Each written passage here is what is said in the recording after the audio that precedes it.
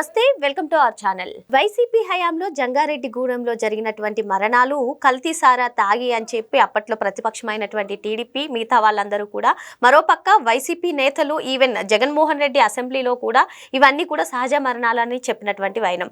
మరి కూటమి ప్రభుత్వం అధికారంలోకి వచ్చిన తర్వాత ఈ సంఘటన పైన సిట్ ఏర్పరచడం, మరి సిట్ అధికారులు ఈ రోజు అవన్నీ కూడా కల్తీ సారా తాగి జరిగినటువంటి మరణాలను స్పష్టం చేయడం ఏ విధంగా చూడాలి తెలుసుకునే ప్రయత్నం చేద్దాం. దీన్ని విశ్లేషించడానికి మనతో పాటుగా ఉన్నారు senior journalist doctor Bharat Reddy గారు. నమస్తే సార్. నమస్తే. ఏదైతే కల్తీ సారా తాగి చనిపోయారో వాళ్ళందరికీ కూడా సహజ మరణాలే అని చెప్పి ఏకంగా అసెంబ్లీలోనే జగన్మోహన్ రెడ్డి గారు చెప్పారు సార్ సీఎంగా ఉన్నప్పుడు. మరి అవన్నీ కూడా సహజ మరణాలు కాదు అంటూ ఈరోజు సిట్ అధికారులు తేల్చడం కానివ్వండి, వారి శరీరాల్లో ప్రమాదకరమైనటువంటి మిథైల్ ఆల్కహాల్ ఉన్నట్లుగా కూడా గుర్తించారు. ఏ విధంగా చూడాలంటారు దీన్ని? ఇది మనం ఒకసారి గమనించినట్టయితే కల్తీ సారా వల్లనే చనిపోయినారని చెప్పి కొన్ని అనుమానాలు ఉన్నప్పటికీ ప్రభుత్వం తేల్చాల్సిన అవసరం ఉండే. జనరల్గా ఏంటంటే ఏదైనా అనుమానం ఉన్నప్పుడు ప్రభుత్వ అధికారులు వాళ్ళు దర్యాప్తు చేసి ఏ విధమైన, ఎందుకంటే కుటుంబ సంబంధికులు ఖచ్చితంగా ఏదైనా మరణం సంభవించినప్పుడు ఒక అనుమానం వ్యక్తం చేస్తుంటారు. ఇది సహజ మరణమా లేదంటే ఎవరైనా కుట్రపూరితంగా చేశారా అని చెప్పి ఖచ్చితంగా కూడా అనుమానాలు వ్యక్తం చేస్తుంటారు. వాటిని నిగ్గు తేల్చాల్సిన బాధ్యత ఎవరిదంటే ప్రభుత్వానికి ఉంటుంది. కానీ ప్రభుత్వమే, అంటే దర్యాప్తు జరిపించాల్సిన ప్రభుత్వమే సర్టిఫికెట్ ఇచ్చిన తర్వాత దర్యాప్తు సంస్థలు ఏం చేస్తాయి, ప్రభుత్వం ఏ విధంగా ఉంటే దానికి అనుగుణంగానే నివేదికలు ఇచ్చే ప్రయత్నం చేస్తూ ఉంటాయి. నిష్పక్షపాతంగా చేయండి, ఎవరు దోషులు ఉంటే వాళ్ళని తేల్చండి అని చెప్పే ప్రయత్నం ప్రభుత్వం చేసి ఉంటే దర్యాప్తు సంస్థలు కూడా ఆ విధంగా చేసే ఆస్కారం ఉండేది. కానీ స్వయంగా ముఖ్యమంత్రి స్థానంలో ఉన్న జగన్మోహన్ రెడ్డి 2022లో ఆగస్టు 9 నుంచి 12 మధ్యకాలంలో ఒకే విధంగా దాదాపు 25 మందికి ఒకే విధంగా మరణాలు సంభవిస్తున్నప్పుడు ఖచ్చితంగా ప్రభుత్వానికి కానీ అక్కడ ఉన్న అధికారులు కానీ కొంత అనుమానం కలిగే అవకాశం ఉంటుంది. ఎందుకంటే ఒకే విధమైన మనం జనరల్ వస్తుంటే ఒక హాస్టల్లోనో లేకపోతే ఎక్కడ జరుగుతుంటేనే ఒకే విధమైన మరణాలు సంభవిస్తుంటే ఏమన్నా ఫుడ్ పాయిజన్ అయిందా, ఏమైంది అని కొంత ఎంక్వైరీ చేస్తూ ఉంటారు. ఏమన్నా దాని నమూనాలను కూడా పంపిస్తుంటారు. అలాంటిది కల్తీ సారా తాగి మద్యం తీసుకొని మరణించారన్నప్పుడు ఖచ్చితంగా ప్రభుత్వం బాధ్యత వహించాల్సి ఉండే. కానీ వాటిని జగన్మోహన్ రెడ్డి సహజ మరణాలుగా చిత్రీకరించడంతో ఒక్కసారిగా దర్యాప్తు సంస్థలు కానీ పోలీసులు కానీ ప్రభుత్వం ముఖ్యమంత్రి అలా వ్యక్తం చేసినప్పుడు మిగతా దర్యాప్తు చేసే అవకాశాలు కూడా చాలా తక్కువ ఉంటాయి. కాబట్టి దాన్ని సహజ మరణాలు కానీ చిత్రీకరించడం జరిగింది. ఇంతకాలం కూడా జంగారెడ్డిగూడానికి సంబంధించిన కల్తీ మద్యం తాగి ఎవరైతే మృతి చెందారో దాన్ని మనం కూటమి ప్రభుత్వం వచ్చిన తర్వాత మనం చూసుకుంటే దాన్ని ఒకసారి తిరగదోడి అసలు ఏ విధంగా జరిగిందని ఇప్పుడు ఒక సిట్ని ఏర్పాటు చేసి దాన్ని ఇప్పుడు నిగ్గుదేల్చిన క్రమంలో ప్రమాదకరమైన మిథైల్ ఆల్కహాల్ అందులో కలవడం వల్ల ఈ విధంగా మరణించారు. అవి సహజ మరణాలు కావని ఇప్పుడు తేల్చి చెప్పడం జరిగింది.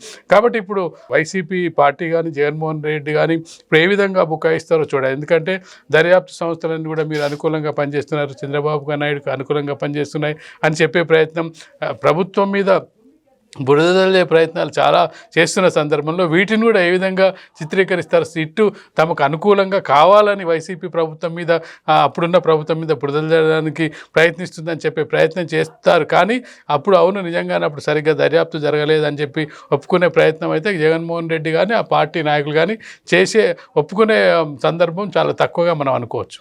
ఎవరైతే మృతులున్నారో వాళ్ళ కుటుంబ సభ్యులంతా కూడా వెళ్ళి పోలీసుల దగ్గర మొరపెట్టుకున్నా అసలు పట్టించుకోనటువంటి పరిస్థితి. అంటే పోలీసులు ప్రవర్తించిన తీరు పట్ల మీ అభిప్రాయం ఏంటి? అంటే పోలీసులు ఏ విధంగా వివరిస్తారంటే పైవాళ్ళు ముఖ్యమంత్రి స్థాయిలో ఉన్న వ్యక్తి మీరు దర్యాప్తు చేయండి, దర్యాప్తు ద్వారా నిగ్గు తేల్చండి అంటే పోలీసులు ముందుకెళ్ళి వాటి మీద పరిశోధించే అవకాశం ఉంటుంది. ముఖ్యమంత్రి స్థాయిలో ఉన్న వ్యక్తి అవి సహజ మరణాలు అని చెప్పిన తర్వాత అంటే వితౌట్ ఎంక్వైరీ లేకుండానే జడ్జిమెంట్ ఇచ్చిన తర్వాత, జడ్జిమెంట్ ఎప్పుడు ఇవ్వాలి, పూర్తిగా ఎంక్వైరీ అయిన తర్వాత దాని మీద నిజాలు నిగ్గు తేల్చిన తర్వాత అప్పుడు ముందే జడ్జిమెంట్ ఇచ్చిన తర్వాత ఒకవేళ పోలీసులు నిజంగానే ఎంక్వైరీ చేసినా కానీ ముఖ్యమంత్రికి ఆలోచన ఏ విధంగా ఉందో ఆ విధంగానే చెప్పే ప్రయత్నం చేస్తారు. ఒకవేళ ఇది సహజ మరణాలు కావు, ఈ విధంగానే ఈ ప్రమాదకరమైన మిథైల్ ఆల్కహాల్ కల్తీ తాగడం వల్లనే చనిపోయారని చెప్పి వాళ్ళ దృష్టిలో ఉన్నప్పటికీ ఆ నివేదికను ఇవ్వడానికి ముందుకు రారు. ఎందుకంటే ఆల్రెడీ ప్రభుత్వం ఒప్పేసుకుంది. ఎందుకంటే సహజ మరణాలని చెప్పి ప్రభుత్వానికి వ్యతిరేకంగా పోలీసులు ఎట్టి పరిస్థితుల్లో వివరించే అవకాశాలు ఉండనే ఉండేవి.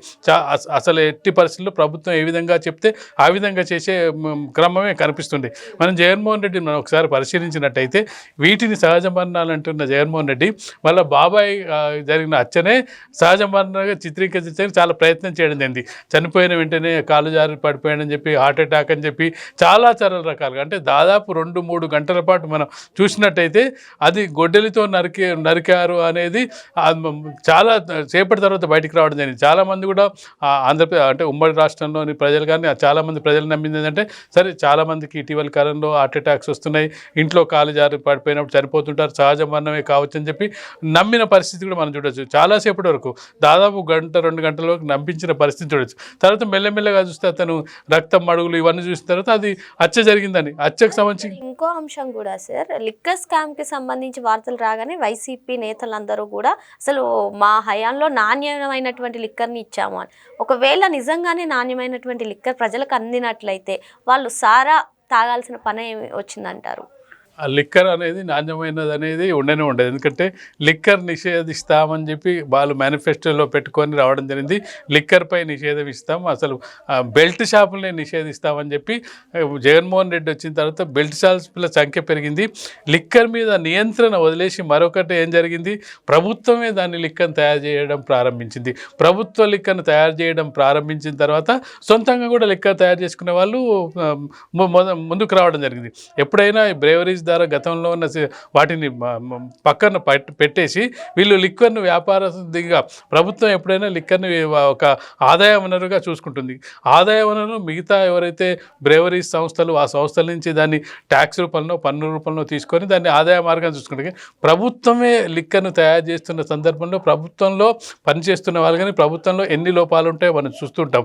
వాళ్ళు అంటే అంత నాణ్యత పాటిస్తారా? నాణ్యత పాటిస్తేనే ప్రభుత్వం తయారు చేస్తున్న లిక్కర్లోనే చాలా అవగతలు జరిగినాయి, నాణ్యమైన లిక్కర్ అందలేదు, దాన్ని మరణాలు సంభవించాయని చెప్పి ఒకవైపు ఆరోపణలు వస్తున్న నేపథ్యంలో సారా తయారు చేసుకున్నప్పుడు ఖచ్చితంగా కూడా చాలామంది తయారవుతుంటారు. కాబట్టి ప్రభుత్వ నియంత్రణ లేదు, ప్రభుత్వమే ప్రోత్సహిస్తున్నట్టుగా ఉంది. కాబట్టి ఖచ్చితంగా కూడా అది మరొకరికి ప్రోత్సహించే విధంగా ఉంటుంది. ప్రభుత్వం రోల్ మోడల్గా ఉండాలంటే ఏం చేయాలి, ఖచ్చితంగా లిక్కర్ మీద, లిక్కర్కు ఆదాయ వనరు ఉన్నప్పటికీ కొంత పరిమితంగానో నిషేధంతో లేదంటే కొంత తగ్గించే ప్రయత్నం, అంటే ఎవరైతే రోజు అలవాటు పడతారో వాళ్ళని కొంచెం తగ్గించే ప్రయత్నం, ఇలాంటి ప్రయత్నాలు చేసినట్టయితే కొంత వాళ్ళు సానుకూలంగా ఉండే అవకాశం ఉంది. కానీ ప్రభుత్వమే ప్రోత్సహించి దాన్ని వాళ్ళ ప్రభుత్వ ఆదాయ వనరు కంటే మనం లిక్కర్ స్కామ్ చూసుకుంటే వాళ్ళ సొంత ఆదాయ వనరులుగా మార్చుకోవడం జరిగింది.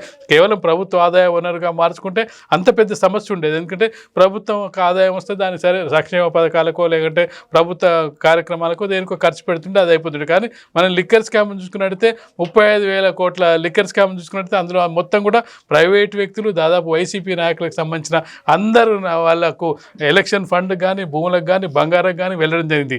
లిక్కర్ని ప్రభుత్వ ఆదాయ వనరుగా కాకుండా సొంత వాళ్ళ ఆస్తులను పెంచుకోవడానికి కూడా వాటిని ఉపయోగించుకోవడం జరిగింది. ఇప్పటివరకు ఆ లిక్కర్ స్కామ్ గురించి పూర్తి వివరాలు బయటికి రానప్పటికీ పూర్తిగా చూసుకున్నట్లయితే లిక్కర్ స్కామ్లో దాదాపు పెద్ద వైసీపీ నాయకులందరూ కూడా ఇరుక్కొని జైళ్ళలో ఉన్న సందర్భాన్ని కూడా మనం గమనిస్తున్నాం. కల్తీ సారా తాగి జరిగినటువంటి మరణాలే అవి అని చెప్పి సార్ చెప్తున్నారు. మరో అంశంతో మళ్ళీ కలుద్దాం. Thank you sir.